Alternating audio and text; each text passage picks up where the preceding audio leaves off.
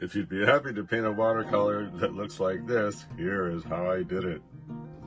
Boat on the lake try. So here we try to put a sky, probably overly cautious. Well, anyway, we're using ultramarine blue and I don't know, some other kind of blue. You sort of put a lot of water, some of the blue, and then blot up with a paper towel. And if you keep trying, then sometimes you get lucky and you have a really nice looking cloudy sky.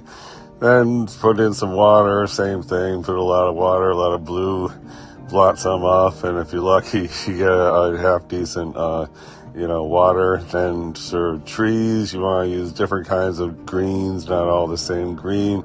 Do a bunch of blotches of green and hope for the best, and then, put the reflection in for the trees there. And then the boat, you just want to put a boat and a graphic figure and hope for the best. And I don't know if I really got it. And then here I try to refine it, but there's still too much water on the paper, so it just sort of turned into a big fluffy watery blob. And there it is. Boat on the lake with trees in the background.